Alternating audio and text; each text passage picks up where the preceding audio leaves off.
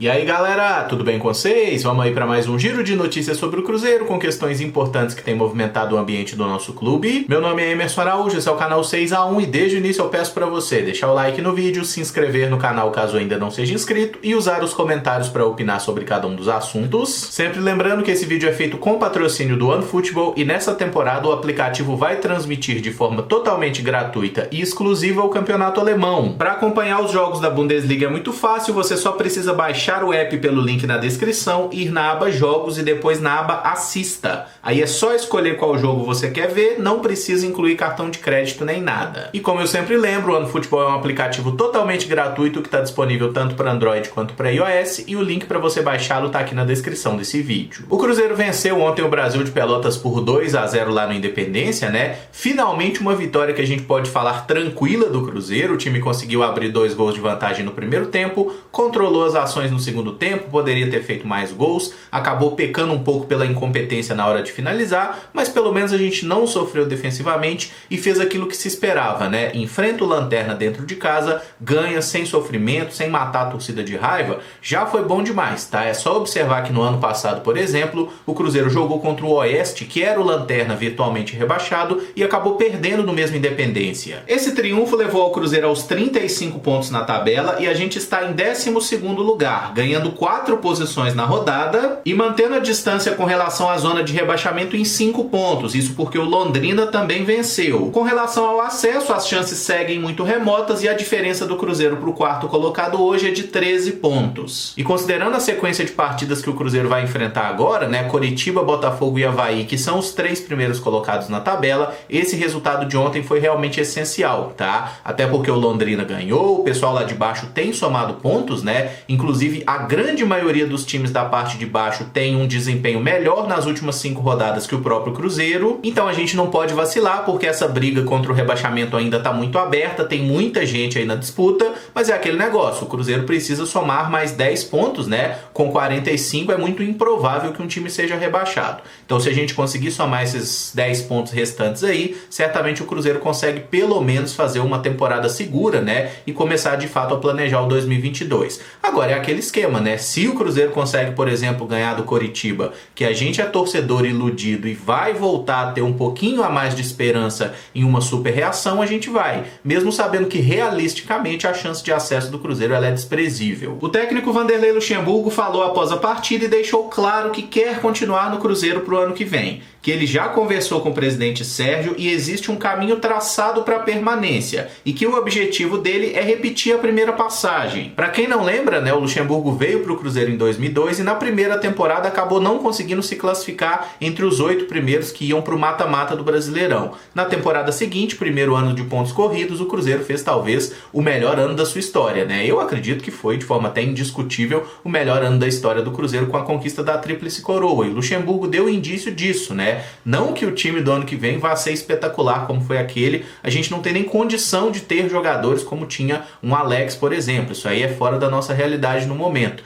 Mas a ideia é que o Cruzeiro use essa primeira temporada, esses primeiros meses, para acertar uma base do time, descobrir aqui quem pode ficar, quem vai ajudar, quem não vai, e limpando o elenco, né? E assim a gente ter um time forte pro ano que vem. Mas a grande notícia das últimas horas foi a entrevista do Pedro Lourenço, dono do Supermercados BH e principal patrocinador do clube, à Rádio Itatiaia no sábado. Ele classificou a gestão de futebol do Cruzeiro como uma incompetência total, falou na necessidade de limpar o clube e questionou os recorrentes atrasos de salário. Eu tô fechando esse vídeo a 1h30 da tarde dessa segunda-feira, tá? E até esse momento não tem aí uma definição, uma informação nova a respeito da reunião que está programada para hoje entre o Vanderlei Luxemburgo e o Pedro Lourenço, né? Mas é aquele negócio, o Vanderlei Luxemburgo já deixou bem claro que ele quer ficar, só que o clube precisa oferecer condições mínimas para ele. E pelo que o Luxemburgo falou, o que ele quer? Ele quer a garantia de que o Cruzeiro vai ter salários em dia, não porque vai chegar um aporte e pagar 2 meses e daqui a pouco atrasar 2, 3 de novo.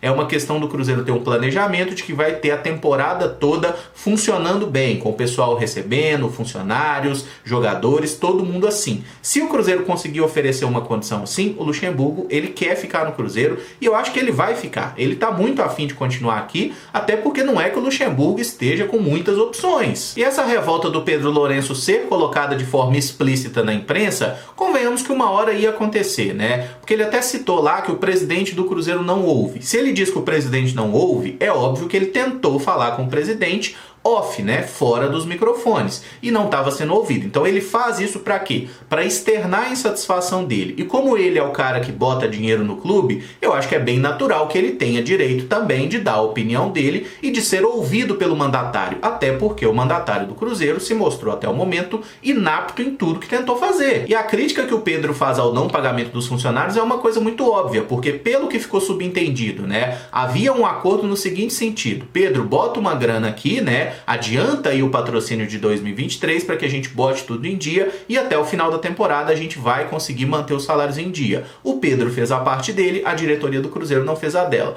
Por quê? Acredito que tem algo a ver com aquele esquema da XP Investimentos, né, que houve até o boato, que a XP iria bancar essa questão dos salários, porque é uma empresa que vai fazer a abertura de capital do Cruzeiro na Bolsa. Então é uma situação que talvez por causa dos vetos presidenciais ao projeto, que já foram derrubados inclusive, essa questão tenha atrasado e o dinheiro da XP não tenha entrado. Seja como for, quem tem a obrigação de manter salário em dia é a diretoria do Cruzeiro e não está fazendo isso. Então uma hora o Pedro Lourenço ia estourar mesmo, estourou, e esse negócio deve, né, nesse momento respingar no Rodrigo Pastana, diretor de futebol, inclusive informação do Samuel Venâncio trazida no domingo, de que o Pastana não deve seguir no clube, mas até o momento isso não está oficializado. Então no vídeo de amanhã a gente aborda um pouco mais esse assunto, o que é que vai ficar definido nessa reunião aí do Luxemburgo com o Pedro Lourenço, né, porque tudo pode acontecer, inclusive nada. Então vamos ver se a gente já tem aí algum caminho melhor traçado para o Cruzeiro, né? O Luxemburgo já deixou bem claro que ele quer ficar, o Pedro Lourenço também já deixou bem claro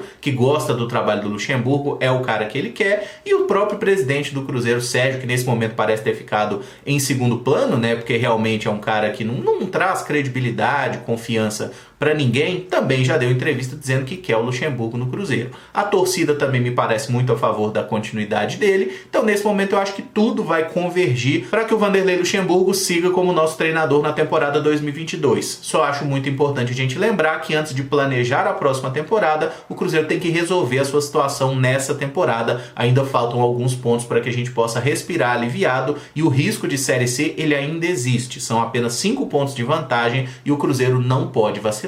Voltando ao jogo de ontem, o atacante Thiago teve atuação destacada, dando assistência para o primeiro gol e marcando o segundo. Foi o terceiro gol do centroavante nessa Série B e ele deve seguir como titular na próxima rodada contra o Coritiba, porque o Moreno está na seleção. A evolução que o Thiago está tendo no Cruzeiro desde a chegada do Luxemburgo ela é muito nítida, né? Mas tem parte da torcida do Cruzeiro que insiste em não ver e segue pegando no pé dele. Se você olhar, por exemplo, os comentários do vídeo da live de ontem, né? É uma coisa bizarra o nível das críticas e como pegam no pé do Thiago, sendo que o cara foi o melhor em campo, né? A nossa vitória passou completamente pelos pés dele com um gol e uma assistência. Mas eu já entendi que tem uma parcela da torcida do Cruzeiro que realmente não está muito interessada em ver o time ganhar, né? É uma espécie de paixão pela própria opinião, e como a pessoa definiu há algum tempo que o Thiago é ruim, um inútil, um imprestável, ela não pode mudar de ideia agora, ela não pode reconhecer que o cara tá melhorando e tá ajudando o time, né? O problema é que são os mesmos torcedores que já bateram palma para muito cretino aí, que tomou muito dinheiro do Cruzeiro e não fez porcaria nenhuma na hora H, né? Inclusive aqueles jogadores que nos rebaixaram. Mas enfim, moçada, o tempo vai mostrar, o cara tá evoluindo, esses jogadores jovens do Cruzeiro estão mostrando que eles não são piores do que os jogadores caros que o Cruzeiro contrata toda temporada, e eu espero que realmente o nosso próximo ano não seja de 20 contratações de jogadores, sendo que no final das contas nem 5 se aproveita. Outro atacante da base que apareceu bem foi Vitor Leque, que marcou seu primeiro gol com a camisa do Cruzeiro e teve uma boa atuação. O jovem classificou a chance no Cruzeiro como uma oportunidade única na vida e pretende convencer o clube a adquirir o seu passe junto ao Atlético Goianiense. Na época que veio para o Cruzeiro, a informação divulgada é que o empréstimo do Vitor Leque ia até dezembro agora, mas na semana passada o pessoal da Itatiaia falou que na verdade o empréstimo do Vitor Leque vai até o final do Campeonato Mineiro do ano que vem. O que é uma boa notícia, é um jogador que deve ter mais chances agora, fez gol, acho que vai ser mantido como titular do time inclusive, né? E a gente tendo ele inclusive para jogar o próximo Campeonato Mineiro também, é até um pouco mais de tempo, né, para que o Cruzeiro possa aí achar um investidor para fazer a compra do passe do Vitor Leque. O valor não foi divulgado até o momento, tá? Qual é o preço que o goianiense fixou para que o Cruzeiro compre o atleta, mas é um menino que tem mostrado bom futebol e o gol dele de ontem foi realmente de um cara que sabe finalizar, né? Ele sai ali na frente frente do goleiro, dribla bem a marcação para dentro, chuta com o pé fraco, né, com a canhota. Foi um gol muito bonito, tomara que venham muitos outros. E quem ainda persegue esse primeiro gol pelo Cruzeiro é o Wellington Nem. O meia entrou no intervalo, mostrou que está recuperado da lesão e até criou boas jogadas, quase fazendo um golaço no fim da partida após passar por 3 adversários, mas parou na defesa do goleiro. E na minha visão, o que tá faltando pro Wellington Nem é esse raio desse primeiro gol, cara. Ele precisa deslanchar, recuperar a confiança, porque é um jogador que ele realmente sobra aí no nível técnico no meio dessa Série B, tá? Ele tá fazendo bons jogos, a permanência para a próxima temporada segue incerta, né? A gente já tinha falado sobre isso, o empresário também deixou claro que vão ter que conversar aí no final da Série B. Se ele tiver uma proposta melhor de um time de Série A, é bem possível que vá embora. Mas se for possível mantê-lo para a próxima temporada, sem dúvidas é um jogador que vai nos ajudar, né? É só ver como a criatividade do Cruzeiro, ela melhorou muito no segundo tempo, né? E a gente nem trocou ali volantes, o Nem acabou entrando na vaga do Bruno José, que em tese são jogadores de posições parecidas, mas a característica é muito diferente, né? O Wellington é um cara que puxa para dentro, que se envolve mais, enquanto o Bruno José costuma ser um jogador de fazer mais jogada de linha de fundo. O time feminino do Cruzeiro venceu o Social por 2-1 pelo Campeonato Mineiro. Camila Ambrosia e Capelinha marcaram nossos gols e as cabulosas assumiram a liderança isolada do torneio, com 6 pontos em 2 rodadas. Sempre bom ver o Cruzeiro vencendo, né? E foi um domingo perfeito, né? Ganhamos no masculino, ganhamos no feminino, hoje a base ganhou também. E assim, o que chamou a atenção foi o gol muito bonito marcado pela Capelinha, um chutaço ali da intermediária, né? E o gramado horroroso que as meninas jogaram, malandro, assim, conseguiu tá mais feio que a Arena do Jacaré daqueles jogos do masculino, completamente sem base, né? Mas enfim, não dá pra gente exigir tanto assim do pessoal do Social, né? Que é um clube que não tem aí as melhores condições financeiras, até porque tá há algum tempo afastado da Série A. Mas que o gramado tava horroroso, isso tava. E por fim, o nosso time sub-20 jogou nessa manhã de segunda-feira e venceu o Santos por 3-0 pelo Brasileirão da categoria. Riquelme, Vitor Diniz e Bolívia marcaram os gols, que nos mantém com chance de classificação na última rodada. Nesse momento o Cruzeiro está em 9º lugar, fora aí do G8, né, que dá vaga para classificação ao mata-mata, mas o Cruzeiro tem a mesma pontuação do 8º e do 7º colocado. O Vasco ainda joga hoje, então a gente tem que torcer para o Vasco perder esse jogo de preferência, tá? Mas até um empate pode deixar tudo para a última rodada, porque a gente vai pegar o Inter. O Inter está dentro do G8, o Cruzeiro fora. É um jogo lá no Sul, uma partida muito complicada. O empate é do Inter, a vitória também, mas se o Cruzeiro ganhar, é confronto direto e a gente tem uma chance muito grande de classificar na última rodada. E sobre o jogo de hoje, foi uma vitória importante. O Santos está ali na parte baixa da tabela, né? O Riquelme fez um gol muito bonito ali numa cobrança de falta ensaiada ainda no primeiro tempo. A bola deu um desviozinho na barreira, mas foi uma porrada, né? O Riquelme, que é aquele jogador que é volante, que joga também pelo lado direito, que foi até relacionado